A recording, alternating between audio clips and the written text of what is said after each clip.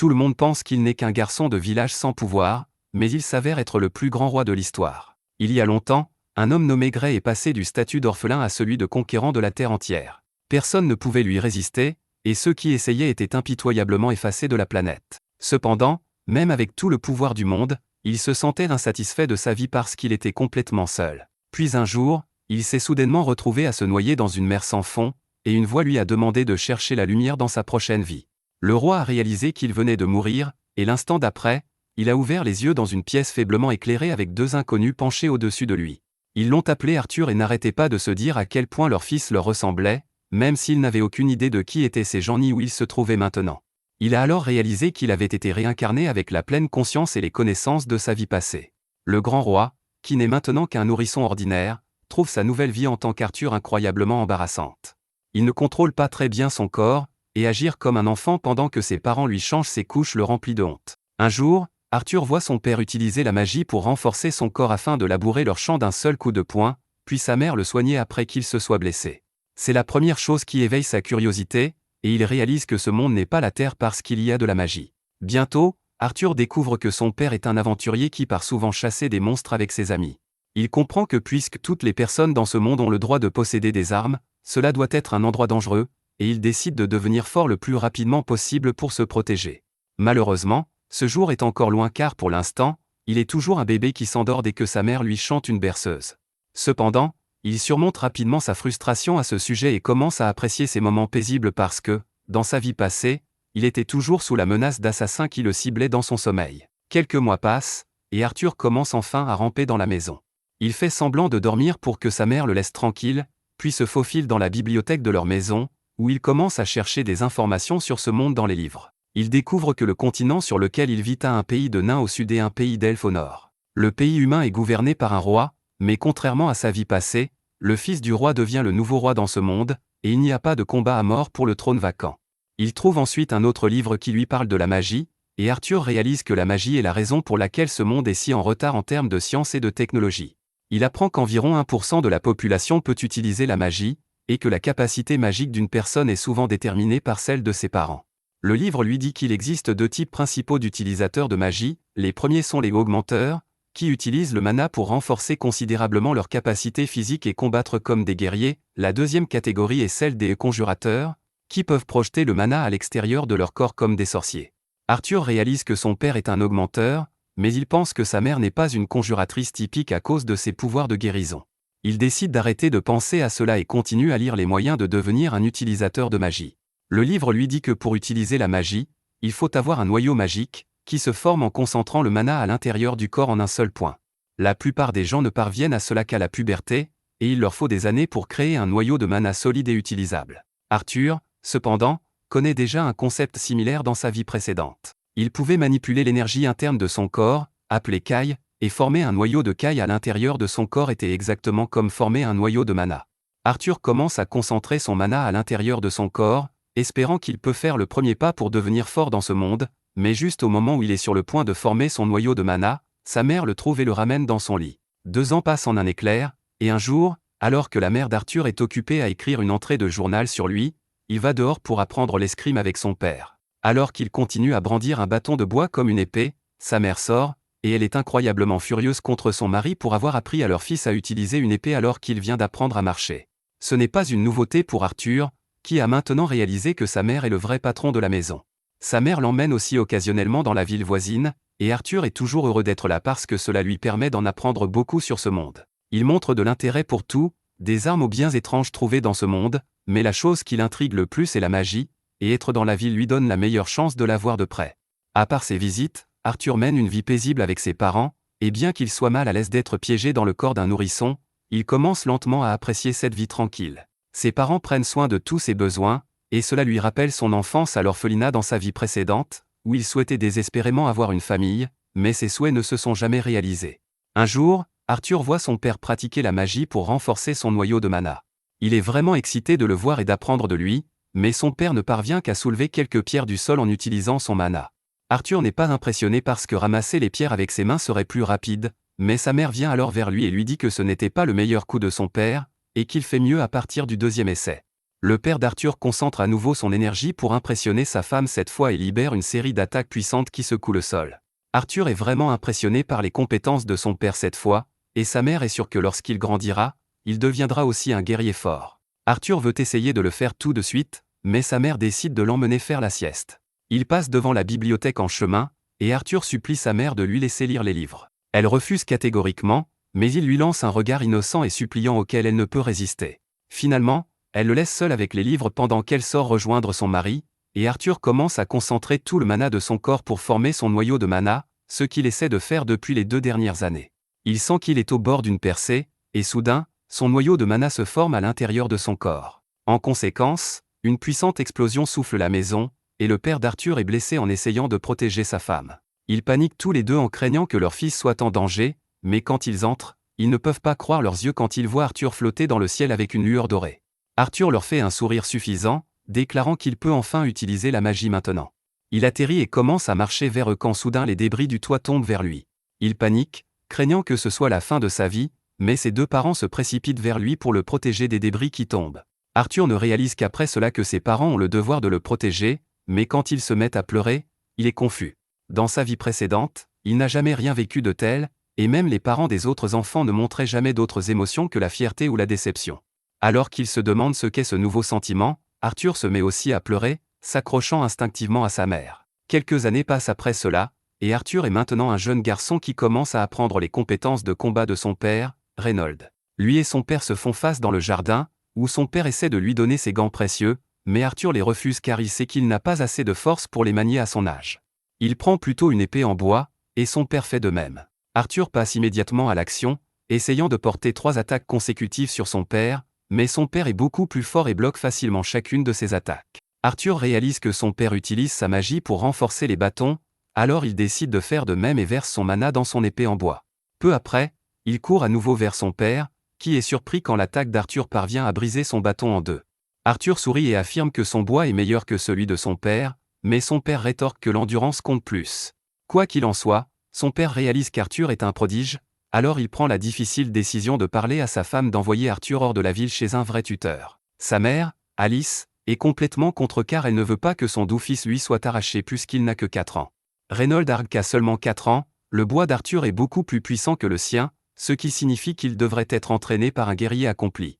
Mais avant qu'il ne puisse prendre une décision, Arthur intervient, affirmant qu'ils devraient tous y aller ensemble. Bien que cela semble être une idée assez stupide, les 2 parents acceptent immédiatement, probablement parce que la crise du logement n'a pas encore vraiment affecté leur monde. Quelques jours plus tard, les anciens membres du groupe d'Alice et Reynold arrivent pour voyager avec eux, et Arthur se présente à tous.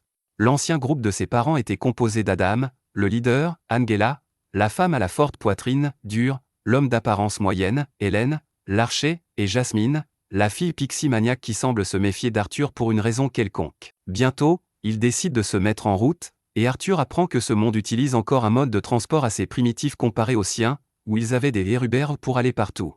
Peu après, ils décident de s'asseoir un peu pour manger, mais cela ne se passe pas très bien quand une bande de loups monstres sort de la forêt à cause de l'odeur de la nourriture. Jasmine bondit immédiatement dans l'action, attrapant 2 dagues et sautant dans le combat, tranchant tout loup qui se présente devant elle, tandis que Reynold, Adam et Hélène tuent d'autres loups avec leurs propres armes. Pendant ce temps, Dur et Angela utilisent leur magie pour détruire complètement les bêtes restantes. Cette nuit-là, ils festoient avec la chair des monstres, et après un moment, Alice remarque que Reynold saigne encore du bras et décide de le soigner. Les autres membres du groupe se lèvent immédiatement de leur position et forment un cercle protecteur autour d'eux, ce qui intrigue Arthur. Mais il apprend bientôt qu'Alice est une mage très spéciale qui a des pouvoirs de guérison, ce qui est extrêmement rare. En raison de sa rareté, Alice est toujours sous la menace d'être capturée, et c'était l'une des raisons pour lesquelles ils sont partis à la campagne pour rester sous les radars. Heureusement, la magie de guérison fonctionne sans aucun problème, mais après cela, Adam décide qu'il a besoin d'un peu d'exercice et demande à Arthur de s'entraîner avec lui. Arthur accepte l'entraînement pendant qu'Adam enveloppe la pointe acérée de sa lance avec un tissu pour éviter tout dommage. Ils se préparent pour la séance de sparring et chargent leurs armes avec du mana, mais à la surprise d'Adam, Arthur décide de faire le premier mouvement en utilisant la magie pour augmenter sa vitesse, se déplaçant à la vitesse de l'éclair vers Adam avant de disparaître et de réapparaître derrière lui, prenant Adam par surprise. Malheureusement, Arthur finit par glisser, ce qui donne à Adam le temps de réagir, et bientôt ils sont engagés dans un intense échange. Tout le monde est choqué par la rapidité d'Arthur, mais au dernier moment, Il est projeté en l'air à cause de son corps léger, et Angela est obligée de le sauver avec sa magie du vent. Il atterrit doucement sur le sol pendant que les autres membres de l'équipe commencent à gronder Adam d'être allé trop loin contre un si petit garçon.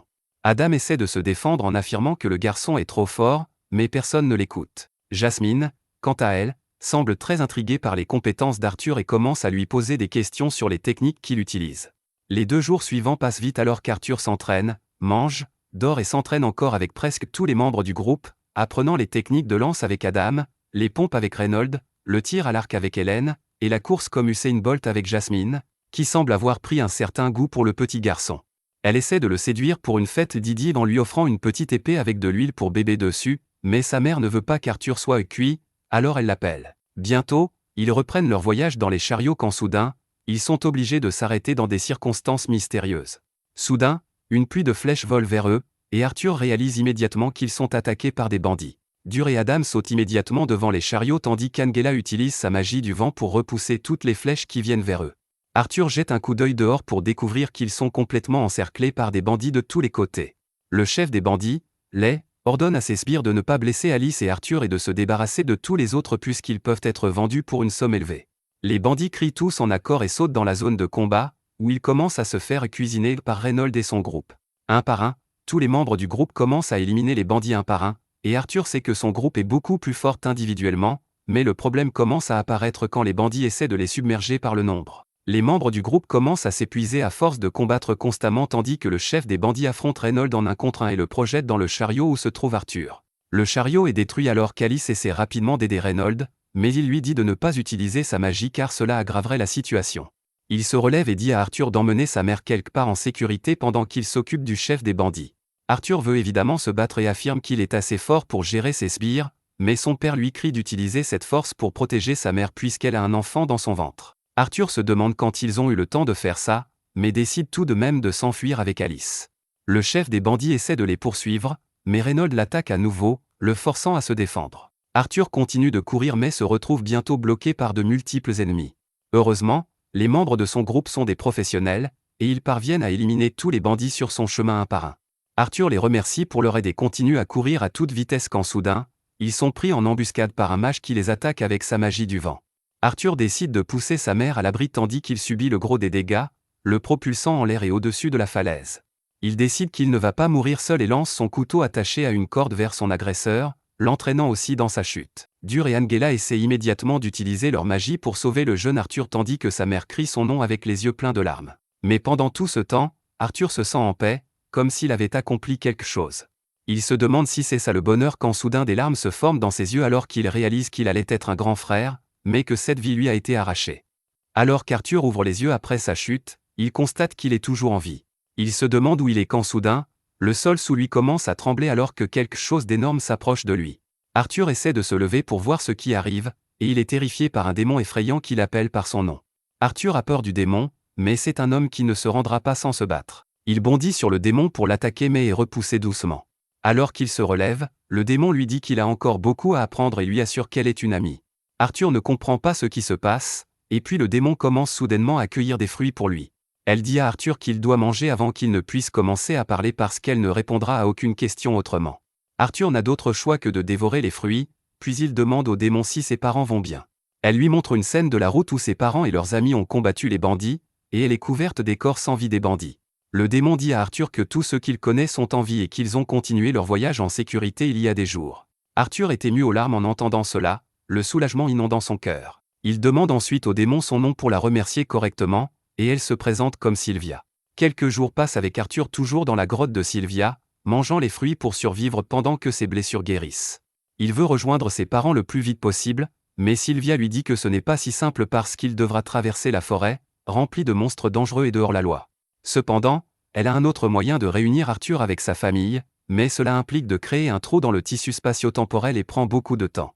Arthur comprend cela, et pendant que Sylvia prépare le trou dans l'espace et le temps, il continue à s'entraîner. Il comprend maintenant que même si Sylvia ressemble à un démon, elle est vraiment gentille et, plus que ça, elle tient particulièrement à lui. Un jour, alors qu'Arthur travaille sur son noyau de mana, Sylvia décide de lui apprendre une astuce que les humains ne connaissent pas. Elle rassemble du mana de l'air et forme une boule dans sa main, surprenant Arthur, qui n'a jamais rien vu de tel auparavant. Sylvia lui dit que la plupart des humains pensent qu'ils ne peuvent que rassembler du mana ou l'utiliser, mais que dans la nature, de nombreuses créatures peuvent faire les deux en même temps. Elle propose d'apprendre l'astuce à Arthur, mais avant cela, elle veut savoir ce qu'il fera une fois qu'il sera plus fort après l'avoir apprise. Arthur réfléchit longuement à cela et déclare qu'une fois plus fort, il tuera tous ceux qui essaieront de nuire à son peuple, mais Sylvia n'aime pas cette réponse et le repousse. Arthur est énervé par cela, mais Sylvia lui dit qu'il a échoué à son test parce qu'elle n'enseignera pas à quelqu'un avec de telles tendances violentes et dérangées. Arthur est confus parce que la seule chose qu'il a apprise dans sa vie passée est qu'on devient plus fort pour tuer ses ennemis. Cependant, quand Sylvia lui demande s'il aime penser à la violence tout le temps, Arthur reste silencieux. Sylvia lui dit alors qu'il y a d'autres façons d'utiliser la force en dehors de la violence, et qu'elle ne voudrait pas qu'il gaspille sa vie dans la rage et la violence. Ces mots touchent une corde sensible chez Arthur, et il a l'impression que Sylvia sait tout de sa vie passée. Elle répète alors sa question initiale et demande ce qu'il fera une fois plus fort, et cette fois Arthur répond qu'il protégera les gens qui lui sont chers. Sylvia est satisfaite de cette réponse et commence à apprendre à Arthur comment utiliser la magie tout en la rassemblant directement de son environnement. Arthur l'apprend très rapidement aussi, mais alors qu'il court pour montrer à Sylvia qu'il peut le faire, elle le frappe contre le mur de la grotte et l'ensevelit sous des rochers. Arthur est confus, mais Sylvia lui parle par télépathie et lui dit de ne pas faire de bruit. Quelques instants plus tard, un autre démon, comme Sylvia, arrive et lui dit de revenir avec lui. Elle refuse de l'accompagner, alors le démon lui lance une boule d'énergie. Arthur est inquiet, mais Sylvia l'assure qu'elle ira bien. Elle se relève pour combattre à nouveau et libère toute sa puissance, brisant son corps de démon et se transformant en un dragon blanc. Elle tire alors un hyperrayon sur le démon, qui parvient à peine à le bloquer. Il la prévient qu'utiliser un tel pouvoir lui coûtera cher, mais Sylvia lui dit qu'elle n'a aucun regret dans sa vie. Le démon annule son attaque et la bombarde de ses boules d'énergie sombre, dont certaines touchent la grotte. Sylvia est distraite en essayant de confirmer la sécurité d'Arthur, et le démon décide de l'assommer avec une grosse attaque. Sylvia réalise qu'Arthur sera en danger à cause de cela, alors elle décide de tout risquer pour qu'il puisse s'échapper. Elle utilise tout son pouvoir pour arrêter le temps et appelle Arthur dehors, lui disant qu'il doit rentrer chez lui maintenant. Elle ouvre un trou dans l'espace et le temps, lui disant qu'il ne l'amènera pas directement à sa famille, mais qu'il est maintenant assez fort pour survivre seul pendant qu'il les cherche. Arthur réalise que Sylvia se sacrifie pour lui, et son cœur se brise à cause de cela. Mais elle lui fait promettre d'utiliser son pouvoir pour protéger les gens qu'il aime. Elle lui donne ensuite des cadeaux d'adieu sous forme d'un œuf de cristal et d'une plume, lui demandant d'en prendre soin. Après cela, elle embrasse Arthur, et soudain, des tatouages dorés apparaissent sur ses deux bras. Sylvia lui dit qu'il en apprendra la signification et le but le moment venu, mais pour l'instant, c'est l'heure des adieux. Elle lui dit ensuite qu'elle n'avait pas vraiment besoin de tout ce temps pour préparer un portail pour le renvoyer chez lui, et qu'elle a retardé le processus exprès parce qu'elle a apprécié les quelques jours passés avec lui. Arthur se met à pleurer en entendant cela, puis il réalise qu'il n'est pas assez fort pour la protéger maintenant, même s'il a promis de protéger tous ceux qu'il aime. Sylvia lui dit que leur promesse ne s'applique pas dans cette situation et lui dit de se dépêcher.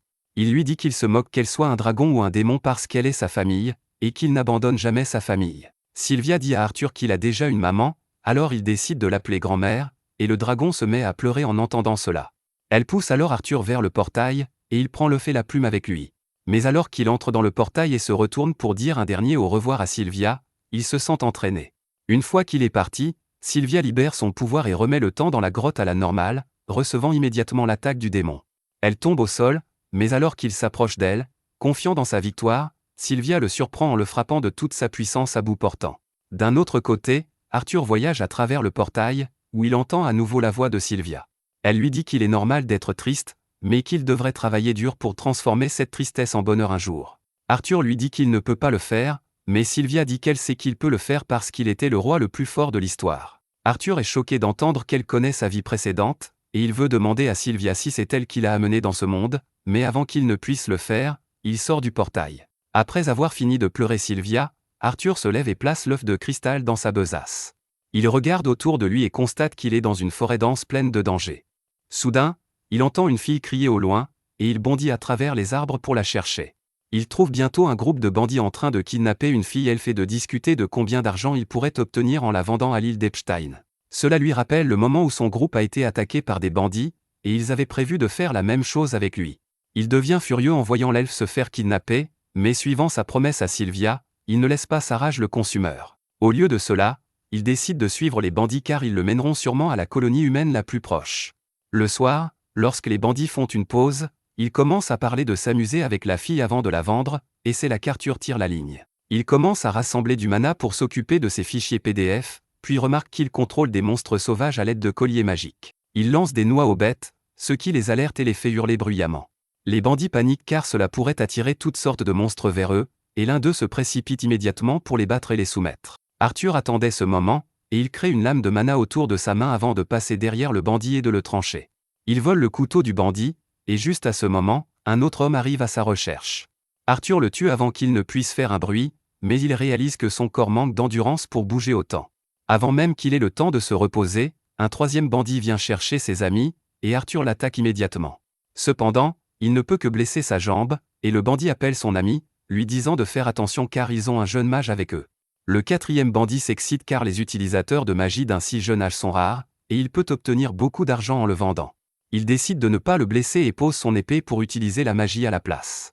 Il bondit alors sur Arthur avec ses griffes imprégnées de magie qui écrasent le sol sous eux. Arthur esquive tant bien que mal l'attaque et tente de donner un coup de pied au bandit, mais ce dernier est plus rapide que lui. Arthur lui lance le couteau avec un fil attaché au bout, mais le bandit expérimenté l'attrape rapidement et se précipite vers lui.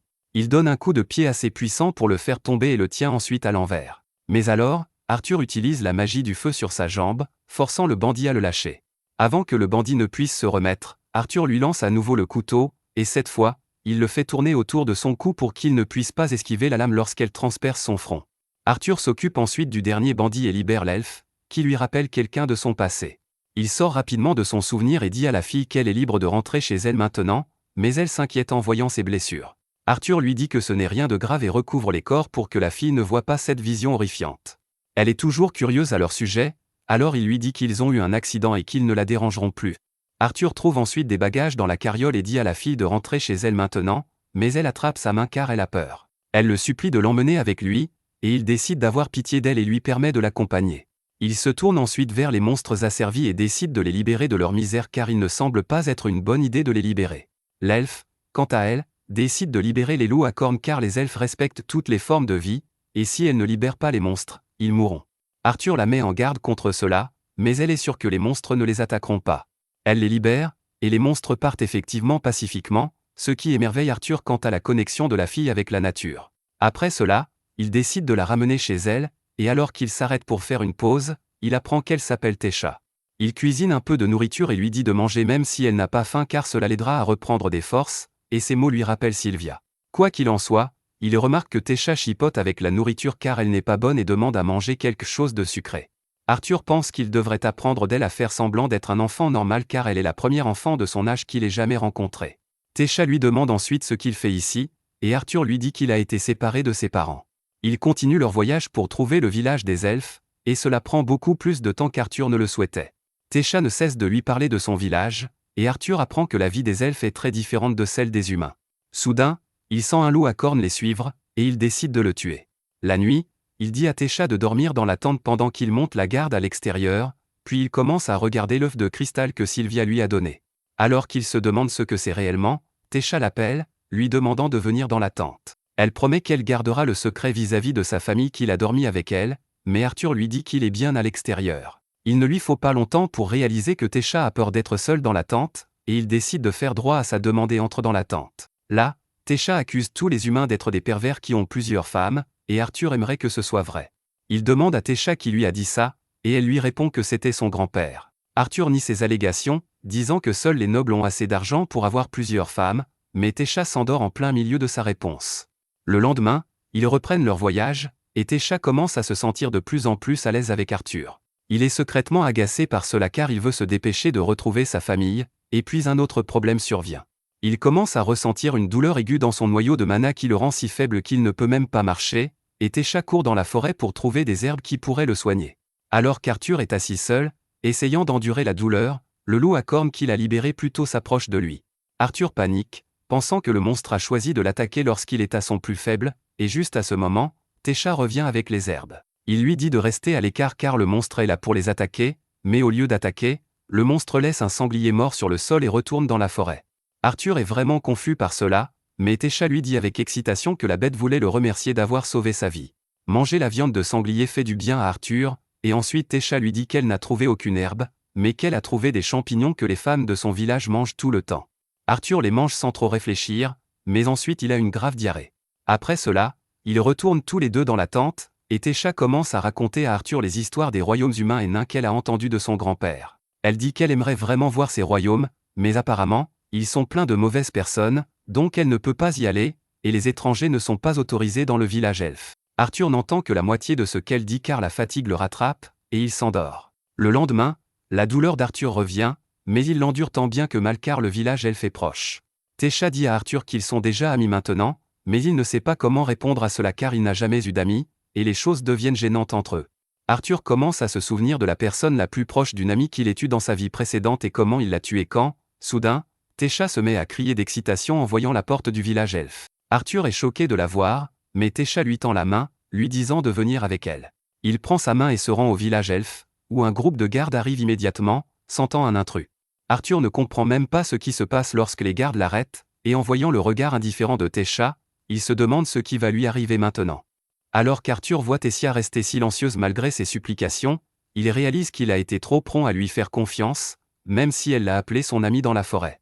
Arthur pense que les mots n'ont aucune importance dans des situations comme celle-ci. Il panique, pensant qu'il aurait dû être plus prudent, et les soldats elfes dégainent leurs armes pour le tuer.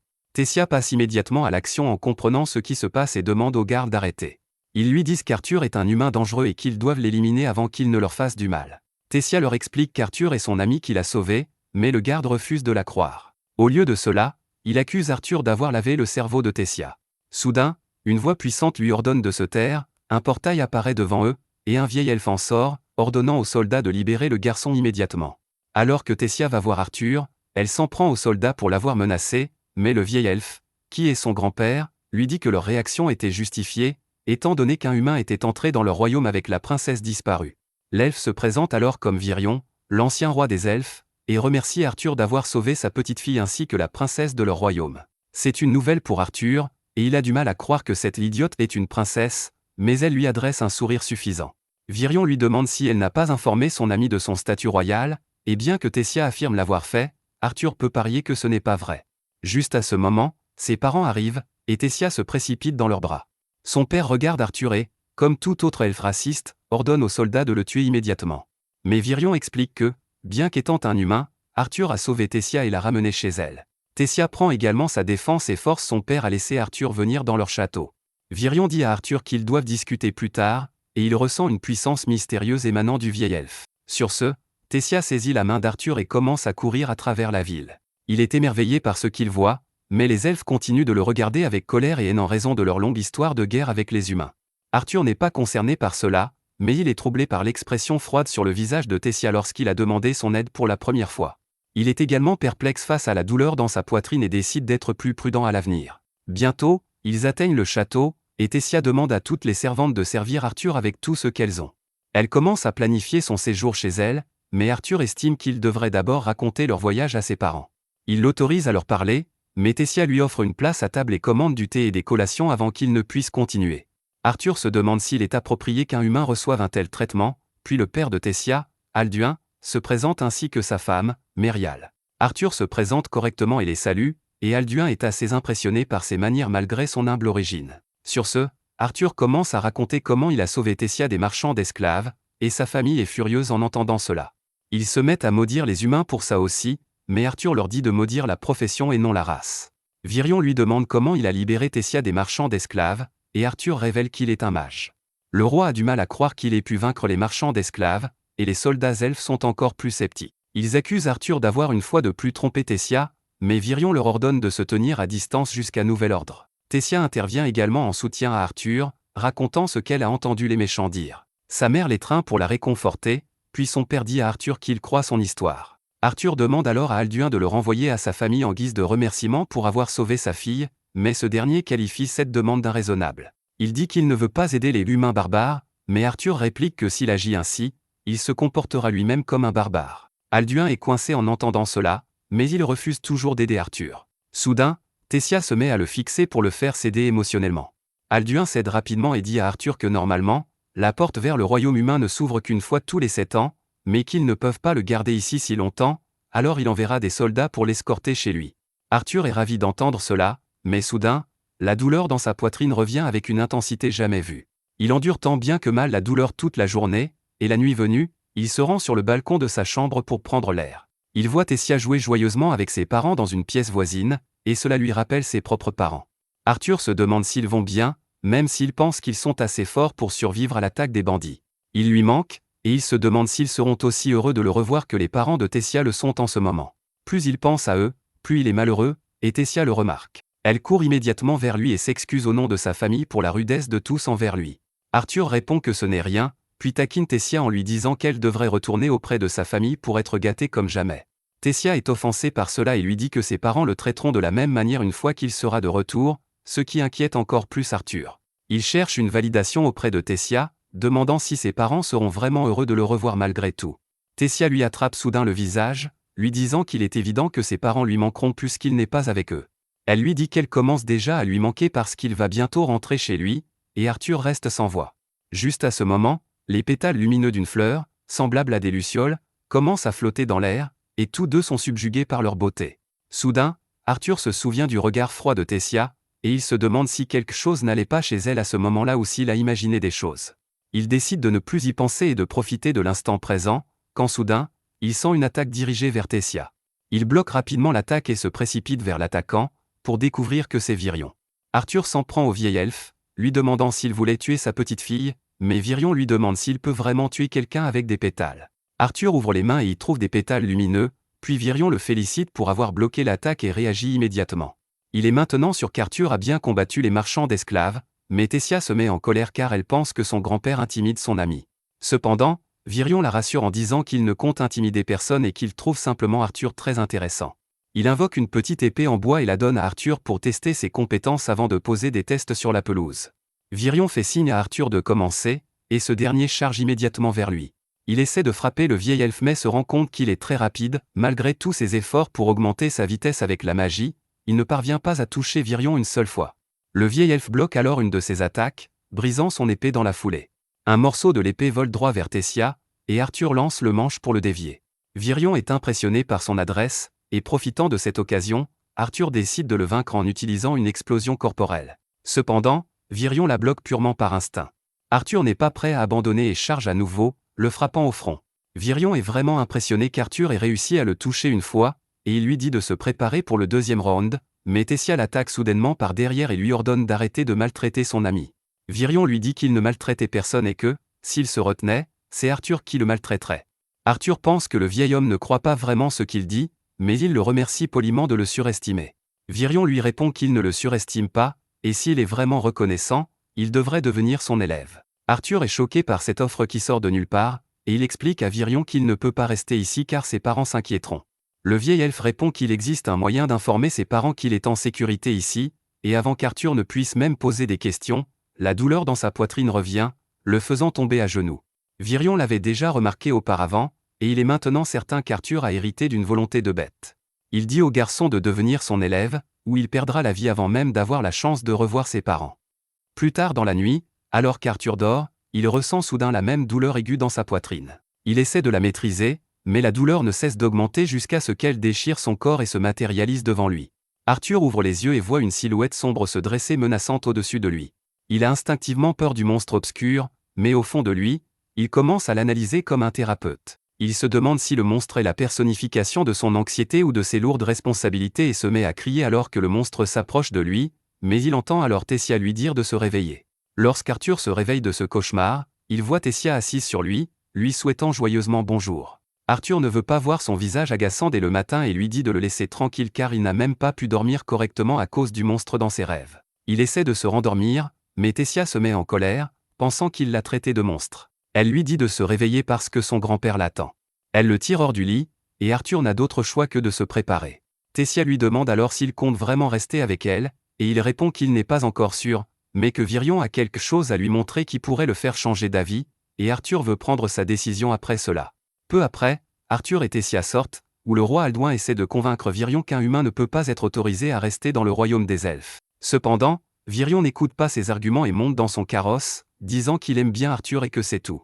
C'est alors que Tessia intervient avec son mélodrame habituel, « Arthur m'a sauvé la vie », mais son père lui dit de se taire car il ne s'agit plus d'elle. Virion lui dit alors de se taire à son tour et invite les jeunes à monter dans son carrosse. Ensemble, ils partent voir un ami du vieil elfe. Virion et Tessia commencent à méditer dans le carrosse, et Arthur s'ennuie, Alors il demande à Virion combien de temps durera le trajet. C'est alors que Tessia s'endort et tombe sur son épaule.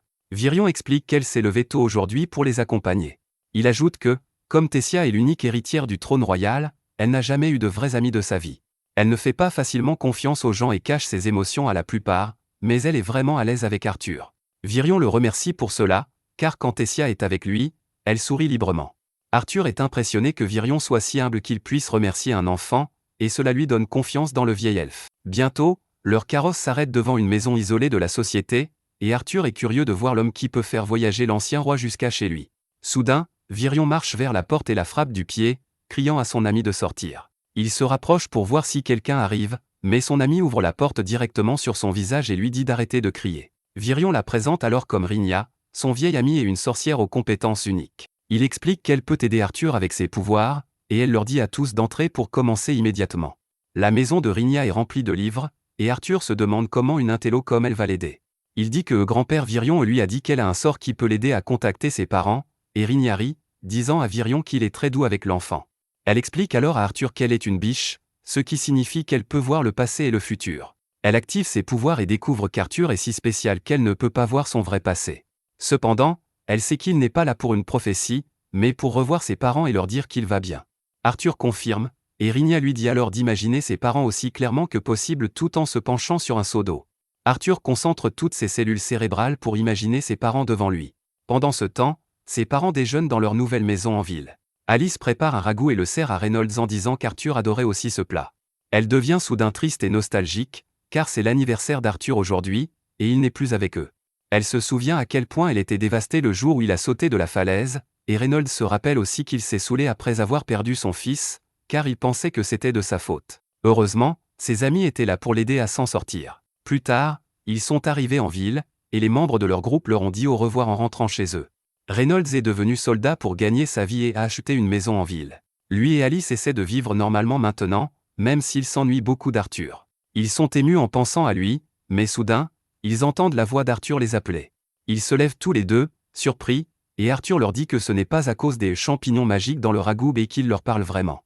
Il leur dit qu'il est vivant et en bonne santé et qu'il vit actuellement dans le royaume des elfes. Il explique qu'il utilise un sort magique spécial pour les contacter et que, même s'il veut vraiment rentrer chez lui, il ne peut pas le faire maintenant. Arthur révèle que quelque chose ne va pas avec son corps et qu'il a besoin d'un traitement, mais il promet qu'une fois le traitement terminé, il rentrera en courant. Ses parents sont émus aux larmes en apprenant qu'il est vivant, et Arthur leur dit de prendre soin d'eux jusqu'à la prochaine fois où ils pourront parler. Ils s'embrassent, et Arthur leur dit qu'il les aime vraiment. Il se met à pleurer, et alors que ses larmes tombent dans le seau, sa concentration, ainsi que le sort de Rhynnia, se brise. Une fois cela terminé, Arthur se calme et demande à Virion de l'accepter comme son élève. Bientôt, ils arrivent au palais, et Virion ordonne à son fils de déclarer qu'Arthur sera son élève. Alduin n'est pas sûr de cela, mais Virion déclare qu'il prendra l'entière responsabilité en cas de problème causé par Arthur. Alduin et sa femme cèdent devant sa décision ferme et accueillent officiellement Arthur dans leur royaume. Ils s'excusent même de ne pas l'avoir aussi bien traité qu'ils auraient dû plus tôt, et Arthur réalise que le roi des elfes ne peut toujours pas s'opposer à son père. Il est heureux de l'apprendre et serre la main d'Alduin, acceptant son accueil. Soudain, Tessia les interrompt, disant à son père que s'il accepte vraiment Arthur comme invité, il devrait le laisser jouer dehors avec elle car elle veut lui faire visiter la ville. Il ne peut pas lui dire non, et bientôt, Tessia entraîne Arthur à travers le marché, lui parlant des différents types de nourriture qu'ils vendent. Arthur percute accidentellement un jeune elfe blond et s'excuse immédiatement, mais le petit raciste de merde le traite de dégoûtant et dit qu'il a maintenant des germes humains sur lui. Il commence à faire des manières devant Arthur sans raison et dit que ça ne change rien qu'il ait été accepté par Virion, car il restera toujours un étranger. Arthur ne comprend pas le problème de ce type, et bientôt, d'autres enfants lui disent aussi de retourner dans le royaume humain. Tessia lui dit de ne pas faire attention aux racistes, mais Arthur se sent un peu espiègle. Le garçon blond, fait, lui donne l'occasion de se venger en étalant son statut noble et en demandant à Tessia de le laisser l'accompagner au lieu d'un humain. Bien que Tessia refuse son offre, Arthur agit immédiatement comme s'il connaissait le nom de Fay et le fait qu'il soit un personnage important, mais il prononce délibérément son nom incorrectement et fait preuve d'une humilité sarcastique, l'énervant. Fay ne laisse pas passer ça et jette son mouchoir par terre, défiant Arthur en duel. Tessia essaie de l'arrêter, disant que même s'il est un noble, il ne sera pas épargné s'il cause des problèmes avec l'élève de son grand-père. Fay lui dit que son père lui a appris à ne jamais laisser quelqu'un l'insulter impunément. Il nargue Arthur, lui demandant s'il va fuir comme un lâche, car ses actions reflètent aussi l'honneur de son professeur. Cependant, Arthur est surpris car un duel semble être une chose très courante dans le pays des elfes, et personne n'essaie de les arrêter. Arthur décide d'accepter le duel, et Tessia devient l'arbitre. Dès qu'elle donne le signal de départ, Fée court vers Arthur, qui lui assène simplement un coup de poing. Fée est mis KO d'un seul coup, et Arthur est déçu car il s'attendait à plus après toutes ces provocations. Tessia dit que cela devait arriver ainsi, puis attrape la main d'Arthur et s'enfuit avec lui pour éviter les remous. Il mange des snacks au marché, visite la bibliothèque et quelques magasins, puis retourne au palais pour se détendre. Tessia demande à Arthur s'il est excité par son entraînement, mais il ne semble pas trop intéressé d'en parler. Plus tôt, Virion lui a clairement dit que son entraînement serait très dur, mais que s'il pouvait le supporter, il verrait d'excellents résultats. Malgré cela, Arthur a accepté de suivre l'entraînement, et il finit par montrer un peu d'excitation à Tessia. Il lui dit qu'il est vraiment enthousiaste à l'idée de l'entraînement et qu'il travaillera dur pour prendre son futur en main. Tessia répond qu'elle travaillera dur aussi, et Arthur lui demande ce qu'elle veut faire. Elle dit qu'elle travaillera juste dur pour rivaliser avec lui, sans autre raison. Le lendemain, l'entraînement d'Arthur sous Virion commence, et 3 ans passent en un flash. La relation entre Tessia et Arthur est toujours la même, et elle continue à réveiller Arthur chaque matin, mais maintenant, elle utilise du mana sur ses pieds, lui causant une douleur immense et le faisant se réveiller en hurlant et en se plaignant. Tous deux se rendent à l'extérieur, où ils voient le roi et la reine partir pour une réunion. Alors qu'Arthur se demande où ils vont, Tessia lui tend soudain un hamburger en lui disant de manger ce délicieux repas fait par un méchant 10 sur 10. Arthur accepte volontiers le hamburger, mais il taquine Tessia en lui demandant qui est le méchant qui l'a préparé, ce qui l'offusque. Elle l'attaque, et Arthur esquive ses attaques jusqu'au terrain d'entraînement, où Virion les attend. Il leur dit de se battre correctement et leur lance des épées en bois, mais il sait qu'Arthur est maintenant prêt pour la deuxième étape de son entraînement. Une fois la séance d'entraînement terminée, Tessia est à terre, complètement épuisée. Pendant ce temps, Virion explique à Arthur ce qu'est la magie. Il explique qu'une fois que l'on a stabilisé son mana, on peut obtenir l'un des 4 éléments fondamentaux de la magie. Le type d'élément obtenu dépend également de l'espèce, et les elfes sont particulièrement doués pour la magie du vent. Selon Virion, les nains sont doués pour la magie du feu et de la terre, tandis que les humains peuvent utiliser les 4 éléments. Cependant, ils n'ont toujours qu'un seul élément de base qu'ils possèdent naturellement, et tout le monde ne peut pas utiliser les 4 éléments. Tessia demande soudain à son grand-père pourquoi il n'a pas formé Arthur à la magie alors qu'il renforçait son corps parce qu'elle l'a fait. Virion lui répond que c'est parce qu'Arthur est faible, ce qui le choque. Il explique alors qu'il y a la volonté d'une bête puissante à l'intérieur du noyau de mana d'Arthur, et que cela perturbe l'équilibre entre son corps et le noyau de mana. Arthur ressent soudain une douleur à la poitrine, et Virion lui explique que cette douleur est également causée par la volonté de la bête. Tessia commence soudain à taquiner Arthur, lui demandant s'il va bien parce qu'elle utilise la magie pour l'attaquer. Arthur lui répond qu'il a mal quand elle le frappe, mais qu'il s'en accommode. Virion lui dit alors qu'il est temps pour lui de réveiller la volonté de la bête dans son corps. S'il y parvient, il ne ressentira plus aucune douleur et deviendra un véritable dompteur de bêtes. Arthur est prêt, et tandis qu'il s'assoit sur le sol, Virion rassemble son mana. Il dit qu'il va allumer une étincelle dans son noyau de mana, et que même si elle sera un peu chaude, ce n'est rien qu'il ne puisse supporter. Il injecte ensuite son mana dans le corps d'Arthur, qui se met à crier en sentant la chaleur. Soudain, le mana puissant que Sylvia a laissé dans le corps d'Arthur s'active, repoussant avec force le mana de Virion. Sous l'effet de l'onde de choc, Virion et Tessia sont projetés dans les airs, et Arthur se demande ce qui se passe. Le mana de la bête se calme soudain et il tombe au sol, ce qui inquiète les 2 elfes. Tessia va le voir, mais Arthur s'évanouit soudainement. Il se réveille au château après quelques heures, et Virion est à ses côtés. Le vieil elfe s'assure d'abord de l'état d'Arthur avant de lui demander s'il sait quelque chose au sujet de son testament bestial. Arthur lui apprend que c'est un dragon qui lui a donné ce pouvoir, et Virion est abasourdi car il ne s'attendait pas à cela. Il demande à Arthur de garder le secret car la volonté d'un dragon peut lui attirer des ennuis. Arthur le remercie, mais Virion lui annonce soudain une nouvelle choquante. Il lui révèle qu'il va rentrer chez lui dans 4 mois, et Arthur se lève en sursaut. Il dit qu'il était censé rester ici encore 2 ans avant que le portail vers le royaume humain ne s'ouvre, mais Virion dit qu'un événement d'échange culturel va être organisé pour les jeunes des 3 royaumes, et qu'à cause de cela, le portail vers le royaume humain s'ouvrira. Arthur s'attriste en entendant cela, car il s'est beaucoup attaché à cet endroit. Virion lui tapote la tête en lui disant de se reposer car son entraînement va devenir plus intense à partir de demain. Arthur lui demande si Tessia est au courant, et il répond qu'elle est informée par ses parents.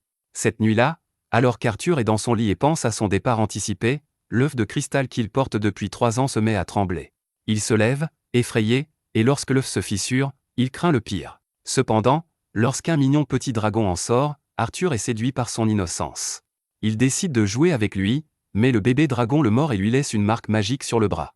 Arthur ne comprend pas bien ce qui se passe, mais il pardonne au bébé de l'avoir mordu parce qu'il est mignon. Soudain, il entend le bébé dragon lui parler par télépathie grâce à la marque magique, et Arthur peut comprendre tout ce qu'il dit. Le bébé dragon l'appelle « Papa » et il décide de l'appeler Sylvie, comme Sylvia. Le lendemain matin, alors que Tessia vient réveiller Arthur, elle trouve Sylvie endormie à côté de lui et panique. Arthur se réveille immédiatement, se demandant ce qui se passe, mais quand il voit Tessia étreindre Sylvie parce qu'elle la trouve trop mignonne, il décide de se rendormir. Peu après, ils se rendent au terrain d'entraînement, et même si Tessia veut vraiment étreindre Sylvie à nouveau, le bébé dragon n'a pas l'air de l'aimer. Ils arrivent bientôt chez Virion, et le vieil elfe manque de mourir d'une crise cardiaque en voyant un vrai dragon.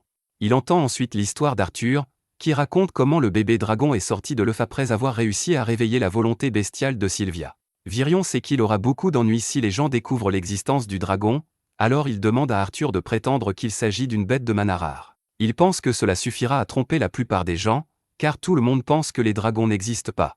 Virion déclare ensuite qu'étant donné qu'Arthur est désormais un dompteur de bêtes, ils entraîneront à la fois son noyau de mana et son noyau de bête à partir de maintenant.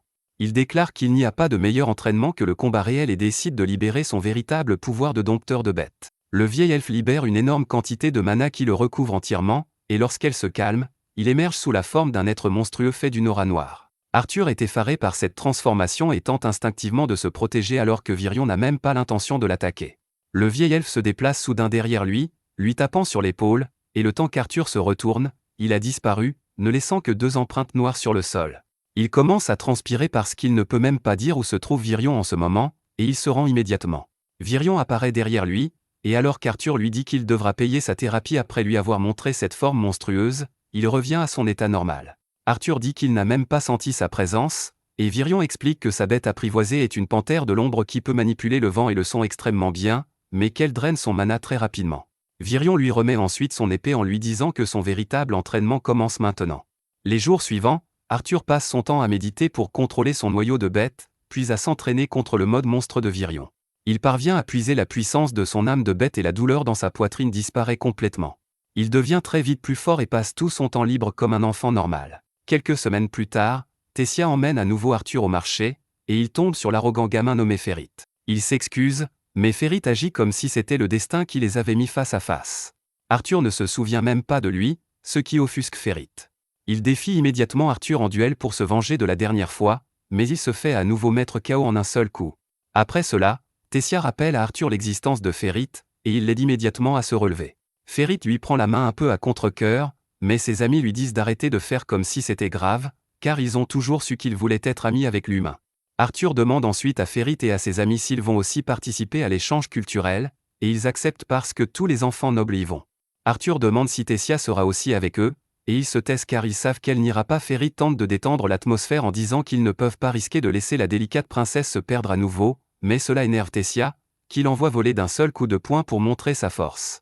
Arthur panique en voyant cela et s'enfuit immédiatement avec Tessia avant qu'elle ne crée d'autres problèmes. Une fois qu'ils ont atteint un endroit calme, il lui crie dessus en lui disant qu'elle doit se comporter comme une princesse, et que donner un coup de poing au visage de son peuple n'est pas un comportement digne d'une princesse.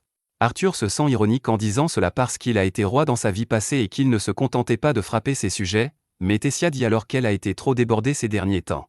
Elle dit qu'Arthur va bientôt partir et qu'elle en est bouleversée, mais il ne comprend même pas ce qu'elle ressent et lui fait la leçon comme un vieil homme. Elle s'enfuit avec cela, mais Arthur subit un grave préjudice émotionnel en se faisant traiter de vieil homme. Il se sent vite mal à l'aise de l'avoir blessé, alors il se rend dans sa chambre la nuit avec des lucioles et lui demande de venir se promener avec lui. Tessia accepte, mais une fois qu'ils entrent dans la forêt, elle commence à s'inquiéter parce qu'ils n'ont pas le droit d'être là. Arthur lui dit de ne pas s'inquiéter car il va la protéger. Ils arrivent bientôt à l'endroit où ils se sont rencontrés pour la première fois, et Arthur leur fait remarquer que les loups à cornes qu'ils ont libérés à l'époque sont toujours en vie et en bonne santé. Après cela, ils allument un feu dans un endroit dégagé et Tessia commence à se sentir somnolente. Elle a l'hallucination d'un fantôme dans un tronc d'arbre tordu et crie fort, et Arthur commence à la taquiner à ce sujet. Tessia l'interroge alors sur le royaume humain, et il lui répond qu'il n'en sait pas grand-chose car il n'a pas eu la chance de le voir. Elle dit qu'elle veut qu'il reste ici pour toujours, mais avant qu'Arthur ne puisse donner sa réponse, elle s'endort. Le jour du départ d'Arthur arrive bientôt, et tout le monde se réunit pour lui faire ses adieux, mais Tessia n'est pas là. Virion lui donne une boussole avec la marque de la famille royale pour qu'il puisse y accéder facilement la prochaine fois qu'il viendra les voir. Arthur pense que Tessia est trop émotive pour le voir partir, il décide donc de se rendre au royaume des humains avec les elfes qui participent à l'échange culturel. Alors que la porte s'ouvre, Tessia arrive soudain en courant, mais elle trébuche et tombe. Arthur court vers elle et l'aide à se relever, et Tessia commence à lui dire de prendre soin de lui. Il la serre soudain dans ses bras en lui disant qu'elle lui manquera, et Tessia se met à pleurer. Cependant, leurs adieux émouvants sont interrompus lorsque la porte du royaume humain s'ouvre. Arthur monte dans le carrosse de Férite pour rejoindre la cité flottante de Zestier, où vivent ses parents, et il est très excité à l'idée de les voir. Il se rend à leur adresse et, après s'être préparé mentalement, frappe à la porte. Sa petite sœur lui ouvre la porte, et ses parents arrivent en courant après elle. Arthur est ému de les voir, et c'est avec un grand sourire qu'il leur annonce qu'il est rentré chez lui. Arthur est ému en les voyant et, avec un large sourire aux lèvres, leur dit qu'il est à la maison. Alice et Reynold n'en croient pas leurs yeux lorsqu'ils voient Arthur devant eux et le serrent fort dans leurs bras pour l'accueillir. Leur fille dit à Alice qu'elle ne devrait pas pleurer, et Arthur se tourne vers elle, réalisant qu'elle est sa sœur pour laquelle il était prêt à sacrifier sa vie. Il s'agenouille devant sa sœur, Eleanor, et se présente, et elle est très surprise de voir son frère. Ensuite, Arthur entre à l'intérieur, où Alice commence à lui poser des questions sur le temps qu'il a passé loin d'eux. Il la rassure en disant qu'il va bien, et même Reynold lui demande d'arrêter d'étouffer le garçon. Pendant ce temps, Eleanor est jalouse de toute l'attention qu'Arthur reçoit de ses parents, mais Alice lui dit d'être gentille avec lui car c'est le frère dont ils lui ont raconté des histoires. Arthur dit qu'il avait vraiment envie de la rencontrer, et ensuite le bébé dragon, Sylvie, saute dans ses bras. Une fois que tout le monde s'est calmé, Arthur raconte à sa famille en détail ce qui s'est passé après leur séparation. Cependant, il ne leur parle pas de Sylvia car il ne sait pas comment ils réagiront, et dit qu'il a survécu à la chute grâce à l'armure scénaristique. Il leur raconte ensuite comment il a sauvé Tess et comment il est resté au royaume des elfes pendant les années suivantes, s'entraînant et se soignant pour sa maladie. Il cache tout ce qui concerne Sylvia et son noyau de bête à ses parents et leur dit que Sylvie est une bête de mana qu'il a adoptée après avoir découvert que sa mère était trop faible pour survivre. Ses parents le croient et sont simplement heureux qu'il ait survécu. Soudain, Reynold demande à Arthur à quel stade en est son noyau de mana actuellement, et Alice le réprimande pour aborder ce sujet alors que leur fils vient juste de revenir. Arthur lui demande d'abord quel est son travail actuel, et Reynold lui dit fièrement qu'il est instructeur de sécurité dans une célèbre maison de vente aux enchères. Reynold déclare ensuite que son noyau de mana est devenu orange foncé il y a 2 ans, ce qui se situe au milieu de l'échelle de puissance. Arthur est impressionné et pense que son père a beaucoup travaillé pour atteindre ce stade, mais lui-même est au stade rouge clair, qui est juste un niveau en dessous du stade orange foncé. Reynold est perturbé parce que son fils est sur le point de le dépasser et le défie alors à un combat d'entraînement pour voir à quel point il est devenu fort. Pendant qu'Alice le réprimande pour cela, des gens font irruption dans leur maison. L'homme, Vincent, demande à Reynold si c'est vrai que son fils est en vie, et Arthur se demande « Quel est le problème de ce type ?» Reynold lui dit que Vincent est le propriétaire de la maison de vente aux enchères où il travaille, et que cette maison lui appartient également. Arthur salue Vincent et sa femme, puis se lie d'amitié avec leur fille, Lilia, grâce à la mignonnerie de Sylvie. Reynold dit ensuite à Vincent que lui et Arthur vont s'affronter dans le jardin et l'invite à regarder le spectacle. Vincent est surpris, mais il se rend dans le jardin avec tout le monde. Il a du mal à croire que le noyau de mana d'Arthur est au stade rouge clair, mais Alice lui dit que son fils apprend vite et qu'il n'a aucune raison de mentir. Cependant, il trouve cela difficile à croire car même les meilleurs élèves des écoles d'entraînement les plus élitistes ne peuvent atteindre le stade rouge clair qu'à l'âge de 13 ans, et Arthur n'a que 8 ans. D'un autre côté, Arthur et Reynold finissent de s'échauffer et se ruent l'un vers l'autre. Arthur bloque les attaques de Reynold puis lance sa contre-attaque. Reynold la bloque facilement et lui dit qu'il doit encore travailler, mais Arthur le surprend ensuite en lui montrant ce qu'il a appris de Virion. Il parvient à repousser Reynold, qui est impressionné, mais il dit à Arthur qu'il n'aura plus l'occasion de le toucher car il va maintenant se montrer sérieux. Il concentre son mana autour de son poing, le transformant en feu, ce qui surprend Arthur. Il sait que dans ce monde, tous les utilisateurs de mana ont un élément particulier avec lequel ils sont nés. Pour les conjurer, il est facile d'identifier cet élément et de l'utiliser, mais pour les augmenteurs comme Reynold, il faut beaucoup de pratique et de perspicacité pour atteindre ce stade. Reynold recouvre soudainement tout son corps de son mana de flamme et charge vers Arthur, qui ne peut que bloquer ses attaques. Alors qu'il est repoussé, Arthur pense au pouvoir appelé Kai qu'il avait dans sa vie précédente, qui fonctionnait comme le mana, mais un maître Kai pouvait choisir l'élément qu'il voulait utiliser. Arthur essaie de combattre son père en pensant qu'il est né sans élément particulier dans cette vie, ce qui signifie qu'il peut tous les utiliser. Grâce à l'entraînement de sa vie précédente et de celle-ci, il estime qu'il a ce qu'il faut pour vaincre Reynold. Il rassemble également le mana dans ses poings, et ceci commence à émettre une lumière dorée qui laisse tout le monde stupéfait. Arthur court vers Reynold et bloque ses poings enflammés avec l'aura dorée qui sort de ses mains. Leur collision crée une puissante onde de choc qui les repousse tous les deux, puis Reynold devient agressif et lui assène un coup solide. Alors qu'Arthur court à nouveau vers lui, il se souvient comment il a utilisé sa maîtrise du Kai pendant son entraînement avec Virion et que cela a grandement amélioré ses résultats. Il a maîtrisé l'élément du feu assez rapidement, et à cause de cela, le vieil elfe a décidé de le faire aller encore plus loin. Maintenant, alors qu'Arthur se souvient de son entraînement, il libère à nouveau l'aura dorée puis la transforme en éclair. Les éclairs libérés par son corps mettent le feu à l'herbe, et Reynold ne peut que le regarder, abasourdi, car Arthur a maîtrisé la forme supérieure de la magie du feu. Arthur lui dit qu'il est trop tôt pour être surpris car il en a encore sous le pied. Il utilise soudainement la magie de l'eau, manipulant l'eau de la fontaine pour attaquer Reynold. Tout le monde est choqué de le voir utiliser deux types de magie à la fois, et Reynold évite de justesse l'attaque d'eau qui vient derrière son dos. Sur ce, Arthur annule ses attaques, et Reynold l'embrasse immédiatement. Il dit qu'il est vraiment fier de lui et lui demande quand il a appris à faire ça. Arthur lui dit qu'il a appris ça récemment, mais qu'il ne contrôle pas encore très bien l'eau. Alors qu'Alice et Eleanor considèrent cela comme une chose normale, Vincent et sa femme sont sans voix, et ils pensent tous les deux qu'Arthur est un génie.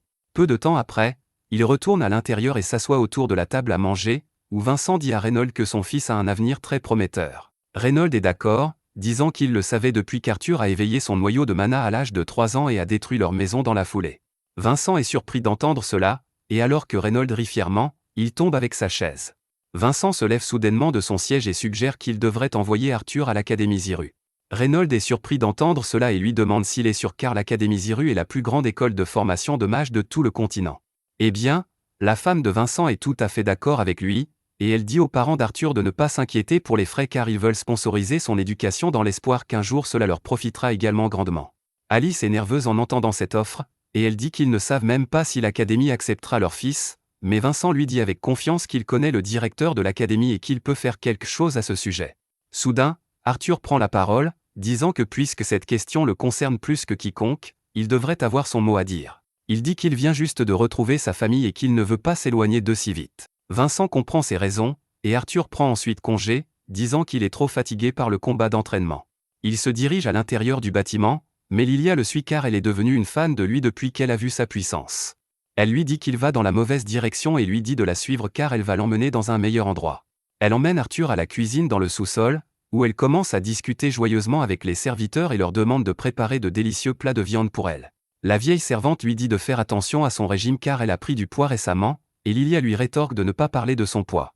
Arthur est surpris de voir ce côté de Lilia car elle n'a pas beaucoup parlé jusqu'à présent, et ensuite une des servantes lui dit qu'elle vient toujours ici manger quand elle est stressée. Arthur est curieux à ce sujet, et la servante dit que Lilia et ses parents veulent qu'elle s'éveille en tant que mage, et que cela lui met beaucoup de pression. La nuit, Alice et Reynold viennent dans la chambre d'Arthur pour parler un peu plus. Ils lui disent qu'ils sont vraiment heureux qu'il soit revenu vers eux et ajoutent qu'ils sont aussi très fiers de lui. Ils affirment qu'il deviendra un grand mage un jour, et Arthur veut leur dire quelque chose à ce sujet, mais ils l'interrompent et lui disent qu'ils peuvent parler du reste demain. Sur ce, ils lui souhaitent une bonne nuit et le laissent dormir. Le lendemain matin, Arthur court immédiatement vers le hall en se réveillant car de vieux amis sont là pour le voir. Ce sont les membres du groupe de ses parents, et ils sont vraiment heureux de le revoir. La maman, Angela, serre Arthur très fort jusqu'à ce qu'il ne puisse plus respirer, puis il tape dans la main du tank nommé Dirdan.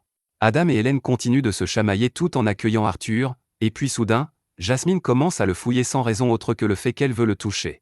Elle l'embrasse ensuite, demandant à Arthur de lui pardonner car tout est de sa faute. Après leurs retrouvailles émouvantes, le groupe commence à raconter à Arthur leur mission récente qui se déroulait dans des endroits lointains, et comme d'habitude, ils continuent de se chamailler pour des broutilles. Après les avoir entendus parler, Arthur réalise qu'il y a tant de choses sur ce monde qu'il ne connaît pas, et être un aventurier est un bon moyen d'en apprendre davantage. Cependant, alors qu'il regarde sa famille, il pense qu'il n'est pas encore prêt à les quitter à nouveau. Arthur commence à s'entraîner dans sa chambre, essayant de concentrer son mana à un point tel que même le temps semble figé pour lui. Cependant, il ne peut pas maintenir cet état très longtemps et s'effondre à cause de la fatigue. Alors qu'il commence à penser qu'il doit devenir plus fort rapidement pour protéger les personnes qu'il aime, c'est à ce moment-là que Sylvie vient se blottir contre lui. Arthur l'embrasse, mais soudain, il réalise qu'elle sent vraiment mauvais, et il lui donne immédiatement un bain. Une fois qu'il a fini, sa famille arrive et lui dit que c'est maintenant son tour d'être toiletté. Avant qu'Arthur ne s'en rende compte, il est assis sur la chaise d'un homme qui a l'air de vouloir le toiletter à plus d'un titre. Bientôt, Arthur arbore une nouvelle coupe fade, et sa mère et sa sœur commencent à fanfaronner autour de lui. Il demande à quoi cela rime, mais la mère de Lilia lui dit qu'il prévoit de l'emmener à leur maison de vente aux enchères la prochaine fois et qu'ils ne peuvent pas l'y emmener s'il a l'air si négligé.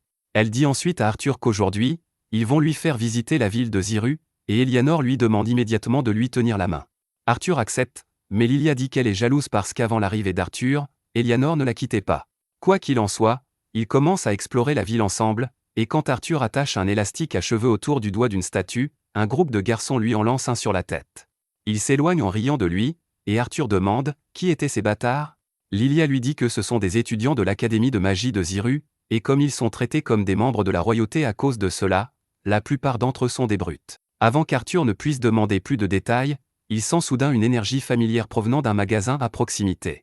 Il va vérifier et trouve des noyaux de bêtes à l'intérieur de la boutique. La mère de Lilia lui explique que ce sont des noyaux de mana prélevés sur des bêtes magiques et utilisés pour renforcer une personne. C'est la première fois qu'Arthur entend parler de cela, car les elfes n'ont même pas mentionné l'extraction de noyaux de mana des bêtes. La mère de Lilia ajoute que le prix des noyaux de bêtes dépend de leurs effets, et s'ils contiennent une volonté de bête, ils peuvent coûter jusqu'à 100 pièces d'or, ce qui suffirait à faire vivre Arthur et sa famille dans le luxe pendant 250 ans. Elle dit ensuite à Arthur qu'ils vont bientôt vendre des noyaux de bêtes dans leur maison de vente aux enchères et qu'il peut en toucher un s'il le souhaite. Il veut lui dire qu'il ne le souhaite pas. Pendant ce temps, Lilia essaie nerveusement de dire à sa mère qu'elle devrait obtenir un noyau de bête, mais la femme refuse catégoriquement, lui disant que même si elle en obtient un, rien ne garantit qu'elle s'éveillera en tant que mage.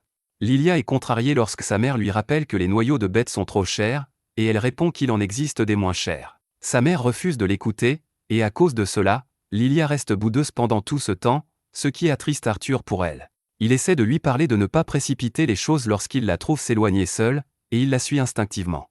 Lilia se rend dans une boutique d'armes où elle repère des noyaux de bêtes bon marché qu'elle peut acheter avec son argent de poche, mais quand Arthur lui demande si elle en est sûre, elle est surprise. Il répète ce que sa mère vient de dire et lui dit de ne pas être si impatiente, mais Lilia se défoule sur lui, disant qu'il ne peut pas comprendre ce qu'elle ressent parce qu'il est spécial.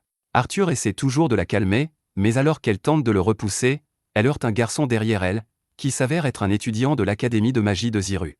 Lilia s'excuse immédiatement auprès de lui, mais le morveux arrogant lui demande quelle sorte d'excuse à moitié faite c'est. Il essaie de la menacer, et Arthur intervient immédiatement pour la protéger.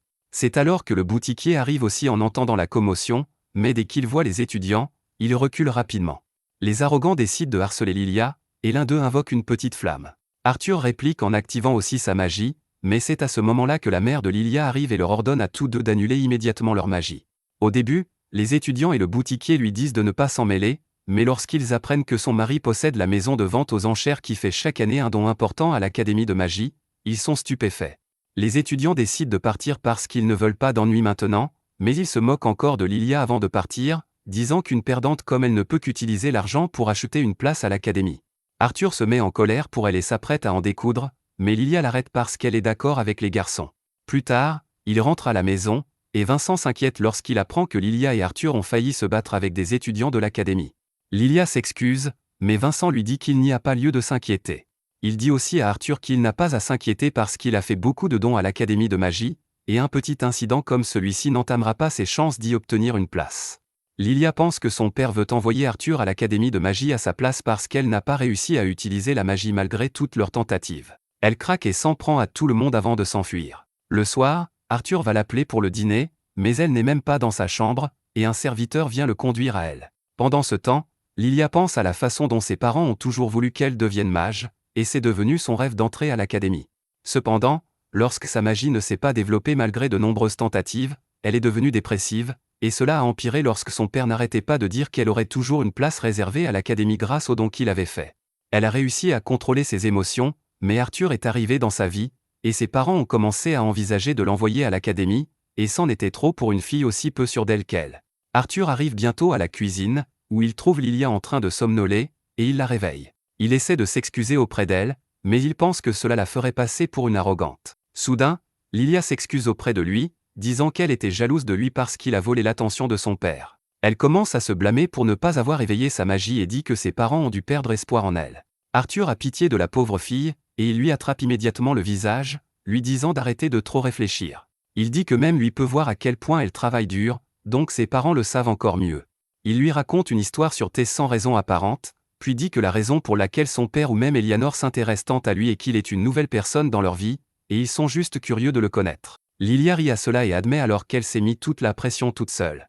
Mais Arthur pense que ce n'est pas toute la vérité, il sait qu'elle est accablée par les attentes de tout le monde autour d'elle, et il décide de l'aider à éveiller sa magie. Bientôt, il retourne dans le salon et dit aux parents de Lilia qu'elle voulait vraiment éveiller sa magie, alors il l'a envoyée à l'endroit où il s'est entraîné pendant 3 ans. Il les assure qu'Ellie sera en sécurité et heureuse, Mais ses parents ne l'entendent pas de cette oreille. Ils lui demandent comment il a pu l'envoyer là-bas sans leur demander d'abord, et Arthur répond que c'était la décision de Lilia. Quand il lui a donné le choix, elle a décidé de ne pas en parler à ses parents parce que cela la ferait douter de sa décision. Il remet ensuite une lettre à Vincent, dans laquelle Lilia se décrit comme un fardeau pour ses parents tant qu'elle ne pourra pas faire de magie. Elle promet de devenir mage peu importe le temps que cela prendra, et Vincent craque en lisant cela. Il commence à se blâmer, disant qu'il pensait que Lilia aurait un avenir heureux si elle devenait magicienne, mais il n'a jamais su que cela la pousserait à prendre une décision aussi téméraire. Il dit que même si elle ne devenait pas mage, il aurait été heureux tant qu'elle l'était, et c'est le signal pour Arthur d'appeler Lilia qui se cachait. Ses parents sont complètement perplexes face à la situation, et Arthur s'excuse immédiatement de leur avoir menti, mais il voulait que Lilia sache que ses parents l'aiment inconditionnellement. Vincent lui dit que ce n'est pas grave parce qu'il a réalisé son erreur maintenant. Il s'excuse immédiatement auprès d'Alice et Reynolds, disant qu'ils n'auraient pas dû se précipiter pour envoyer leur fils à l'académie alors qu'il venait juste de leur revenir. Il dit ensuite à Lilia qu'elle n'a pas besoin de se forcer à entrer à l'académie si elle ne le veut pas, car elle peut être heureuse en faisant autre chose. Cependant, Lilia lui dit qu'elle veut vraiment entrer à l'académie, et pour cela, elle veut s'entraîner dur et débloquer sa magie. Ses parents l'embrassent, lui disant qu'ils ont toute confiance en elle. En voyant ce moment touchant, Arthur se propose de l'aider à éveiller sa magie rapidement.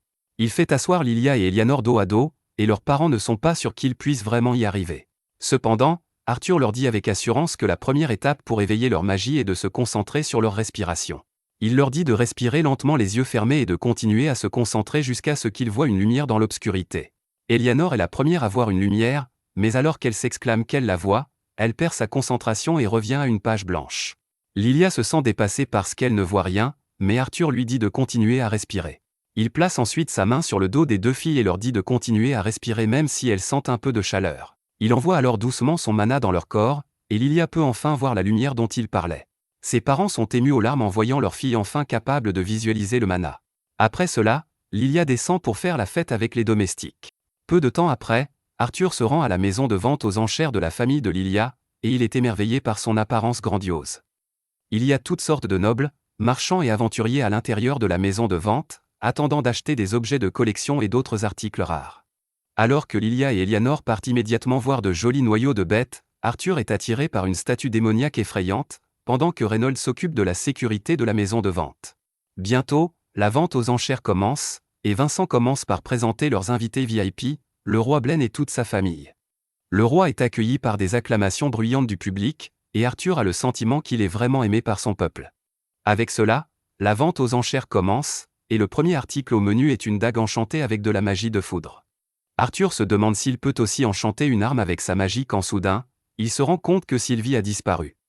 Il décide de partir à sa recherche, ignorant que le petit dragon est tombé sur un magicien louche dans le couloir. Pendant ce temps, la vente aux enchères continue, et Vincent présente le petit d'un lion monstre aux gens, leur expliquant comment c'est une bête de mana puissante déjà à un certain niveau malgré son jeune âge. Le prince dit au roi qu'il veut vraiment le lionceau, et le roi se joint immédiatement à la guerre d'enchères, achetant le petit pour 1000 pièces d'or. D'un autre côté, Arthur arrive dans le couloir à la recherche de Sylvie quand il entend sa voix au loin. Il court immédiatement vers elle et trouve un type effrayant lui demandant de le laisser l'examiner. Arthur réalise vite que l'homme est habillé comme les magiciens qui étaient derrière le roi, donc il ne veut pas se battre avec lui. Il demande poliment au magicien de laisser partir sa partenaire, et le type effrayant soupire, disant qu'il pensait que cette bête humanoïde était un autre article de la vente aux enchères. Sylvie retourne vers Arthur, mais le mage royal semble mécontent. Arthur décide de retourner à sa place, mais alors le vieil homme lui dit de laisser la bête de mana ici parce qu'il va sceller un pacte avec elle. Il dit que seul quelqu'un comme lui peut révéler le vrai potentiel d'une bête de mana comme celle-ci, et Arthur devrait être reconnaissant d'avoir la chance de l'aider. Il lance ensuite une explosion de feu qui manque de peu Arthur pour montrer sa puissance, mais Arthur n'est pas impressionné. Il demande au vieil homme pourquoi il devrait lui donner sa partenaire juste parce qu'il est un mage royal, et il envoie une autre attaque de feu dans sa direction. Le mage royal lui dit que c'est pour le bien de leur pays, mais Arthur en a assez de l'entendre parler. Il commence à repartir, mais le bâtard lui dit qu'il apprendra bientôt ce que signifie défier un royal, et il fera en sorte que ses parents en prennent la responsabilité. C'est quelque chose qu'Arthur ne laissera jamais passer, et il dit immédiatement au mage royal de répéter ce qu'il vient de dire. Il se retourne avec une intense intention meurtrière émanant de son corps, et elle est assez forte pour couvrir toute la maison de vente. Tout le monde panique alors que l'air devient soudainement lourd, et les faibles comme Vincent tombent à genoux parce qu'ils ne peuvent pas supporter l'intention meurtrière d'un alpha comme Arthur. Le roi Blaine, Cependant, est un sigma 2, et il peut dire que quelqu'un de vraiment puissant est très en colère. Pendant ce temps, Arthur réalise soudain que juste parce qu'il voulait montrer son aura devant le mage royal, il a laissé ses vraies émotions transparaître. Il sait qu'ils ont déjà causé un énorme tumulte, et quand il se calme, Reynolds et ses hommes sont déjà en train d'évacuer tout le monde de la maison de vente. Bientôt, Vincent, Reynolds et leur famille sont convoqués par le roi pour cette affaire. Il dit à Reynolds qu'en tant que chef de la sécurité, il devra assumer la responsabilité de ne pas avoir pu attraper l'intrus à temps. Reynolds accepte sa faute et se prépare à sa punition, mais alors le mage royal intervient, disant que puisqu'il n'y a pas de victime, le roi devrait être clément avec la punition. Il se tourne immédiatement vers Arthur, disant qu'il a une belle bête de mana et qu'il peut l'élever à son plein potentiel. Arthur réalise que le vieux bâtard l'a bien eu, et même Blaine le soutient. Il dit à Reynolds que le mage nommé Sébastien est à son service depuis des années, et s'il avait un partenaire, il aurait pu empêcher cet incident. Il demande à Reynolds ce qu'il pense de donner la bête de mana de son fils à Sébastien, et Arthur s'apprête à parler quand sa mère lui dit de se taire. Heureusement, Reynolds dit aussi au roi qu'Arthur a obtenu la bête de mana par ses propres efforts, donc seul lui peut décider de la donner. Le roi Blaine se tourne vers Arthur, qui est vraiment agacé par cet incident, mais il se calme et répond qu'il ne peut pas donner son partenaire et ami. Blaine décide d'améliorer son offre et dit à Arthur d'échanger le petit lézard contre le lionceau qu'il vient d'acheter, car un prédateur deviendra certainement une bête de mana plus forte à l'avenir. Arthur atteint presque la limite de tolérance face à ces conneries, et il dit froidement au roi qu'il ne donnera, ne vendra ni n'échangera son partenaire pour quoi que ce soit. Le roi est offensé parce que, malgré son statut, il a demandé gentiment 2 fois. Il donne une dernière chance à Arthur, lui demandant s'il échangera sa bête de mana ou non. Eh bien, Arthur décide de lui montrer que ce n'est pas la couronne et le royaume qui font un roi, mais l'attitude, et il se lève, demandant au roi combien il vendrait ses enfants. Blaine reste sans voix, et Arthur lui dit qu'il lui a demandé 3 fois et qu'il l'a refusé à chaque fois. Il demande à Sébastien d'apprendre de cela et de cesser de laisser son ego prendre le dessus. Sébastien ordonne immédiatement aux chevaliers de maîtriser le garçon malpoli, mais Arthur assomme les 2 chevaliers d'un coup de poing chacun. Sébastien est frustré et décide de prendre les choses en main, car il prévoit d'obtenir Sylvie à tout prix. Le vieil homme tire du feu sur Arthur, mais il active soudainement l'habilité spéciale qu'il obtient de son partenaire dragon, et le temps se fige pour tout le monde dans la pièce. Sébastien est confus par ce qui se passe, et Arthur lui dit que sa magie ne fonctionnera plus. Sébastien panique mais reste fort, disant qu'il ne peut pas gagner contre un mage royal, mais Arthur lui casse la jambe sans même la toucher. Sébastien crie de douleur et demande de l'aide, mais personne ne peut l'entendre. Arthur lui dit de faire attention à ce qu'il fera ensuite, et le connard le menace en disant qu'il ne s'en sortira pas librement après avoir embêté un royal. Cependant, quand il voit l'image d'un dragon derrière Arthur, il se pisse dessus, réalisant qu'il a affaire à quelque chose bien au-delà de son niveau. Juste à ce moment, le temps recommence à s'écouler parce qu'Arthur est trop épuisé par l'utilisation de son pouvoir. Dès que tout le monde reprend ses sens, il s'effondre, et sa famille panique. Il se réveille quelques jours plus tard avec un mal de tête aigu et réalise qu'il ne peut même pas geler le temps pendant quelques secondes sans en subir de graves conséquences plus tard. Il se lève de son lit quand Alice entre dans sa chambre avec Sylvie, et elle est vraiment contente de le voir debout. Arthur lui demande ce qui s'est passé après son effondrement, et elle répond que tout le monde s'inquiétait pour lui, mais le médecin leur a dit qu'il irait bien. Alice dit qu'elle était inquiète malgré cela, et Arthur lui demande de l'emmener au marché pour changer d'air. Elle l'aide à acheter des cadeaux pour Eleanor, et Arthur commence immédiatement à s'inquiéter pour l'argent parce qu'il est presque sûr que son père a perdu son travail. Cependant, Alice lui dit qu'elle a quelques activités secondaires, donc elle a de l'argent. Une fois les courses terminées, il rentre à la maison, et Arthur trouve Reynolds en train de discuter avec un invité. Il demande ce qui se passe, mais Adam et Dur lui disent de se taire. Il le laisse entrer bientôt, et Reynolds lui demande immédiatement comment il se sent. Arthur lui dit qu'il se sent parfaitement bien, et alors l'invité se lève soudain pour le saluer et s'excuser formellement au nom du roi pour l'incident précédent. Le roi a aussi envoyé de l'argent pour étouffer l'affaire, et Arthur a l'impression qu'il minimise la chose en qualifiant une tentative sur sa vie de simple incident. Il décide d'accepter les excuses de toute façon, et le messager dit à Reynolds que son fils est un garçon intelligent. Il ajoute que les 2 chevaliers qui l'ont attaqué ont été renvoyés. Cependant, Reynolds n'est pas satisfait, et il engage un débat avec le messager. Arthur leur demande à tous 2 d'arrêter, disant que c'était aussi sa faute d'avoir été impoli envers le roi, et au final, il n'a pas vraiment été blessé. En parlant de blessures, Arthur demande des nouvelles du mage royal, et le messager dit qu'il a aussi été renvoyé et est actuellement hospitalisé. Il dit que dès que Sébastien a repris ses esprits, il n'a cessé de crier qu'Arthur lui avait cassé la jambe. Reynold dit que c'est des conneries parce que personne n'a vu ça arriver, mais le messager lui demande de le laisser au moins finir. Il dit qu'ils ont conclu que le mana des soldats qui ont attaqué Arthur a dû rebondir et interférer avec le sort du mage, le blessant. Le messager dit ensuite qu'Arthur est assez talentueux pour attirer l'attention du roi Blaine, mais qu'il doit apprendre les bonnes manières, car tout le monde n'est pas aussi indulgent que le roi. Reynold réalise que c'est vrai, et il accepte les excuses ainsi que l'argent. Il donne l'argent à Arthur parce que c'est lui qui a été attaqué et lui dit de bien l'utiliser.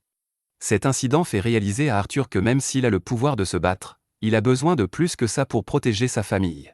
Il pense qu'il a besoin d'autorité et d'influence assez forte pour affronter même la famille royale, et dans son esprit, l'Académie de magie est le meilleur endroit pour commencer à rassembler ce genre de pouvoir.